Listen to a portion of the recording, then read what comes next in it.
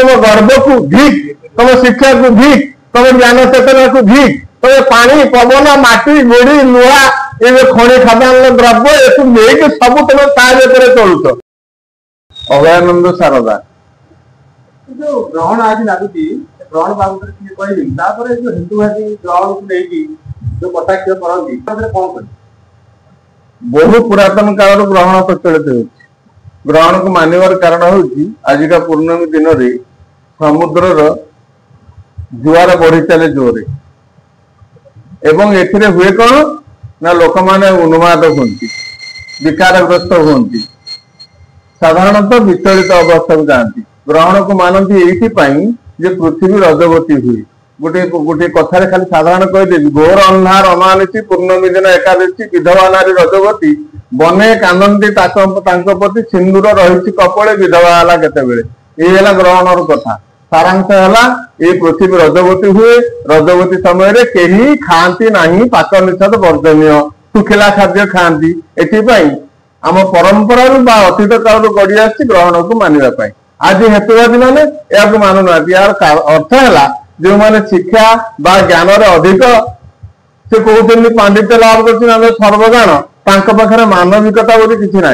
धर्म को विश्वास करते ना से संस्कार पद्धति चलते ना सब अपरिष्कार पद्धति चलती यही मानव धर्म को घृणा करती मानवर जो परंपरा नीति गति अमावस्या पूर्णमी समस्त को से फांकी दिखती किंतु से जानते नहीं जे कौटी जन्म होती क्या बल जन्म होती जो वेद अच्छी वेद तत्वभित्तिक ज्ञान समेत परम विज्ञान रोचे ग्रंथागर वेद वेदर मिश्रित ये सृष्टि स्थिति चेतना सबकि से जन्म होती जो पृथ्वी प्रथम परिचय है ये जो जीव जगत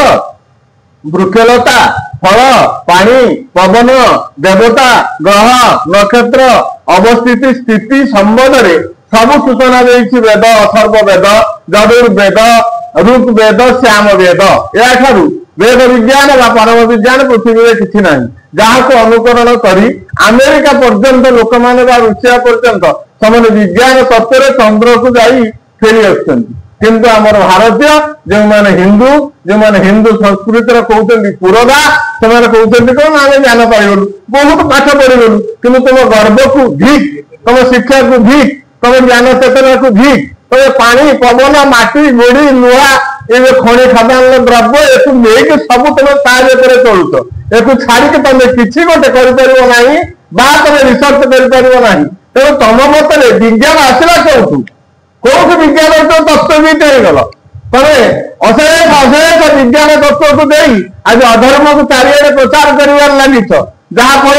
मगुआंकर संख्या वृद्धि होगा लगी बलात्कार संख्या वृद्धि होगा लगी शिशु को बलात्कार कर गोटे पांडे जाऊँ बलात्कार कर गर्भवती कर गोटे वृद्धा को गर्भवती कर पर नारी को हरण कर लगी जो हेतुवादी चेतना ये चेतना को आपण मान नवेदन ये बहिष्कार वर्जन कर सुचिंतुक भाव ज्ञानर सभ्यता शिक्षार सभ्यता को उत्कृष्ट मानव करे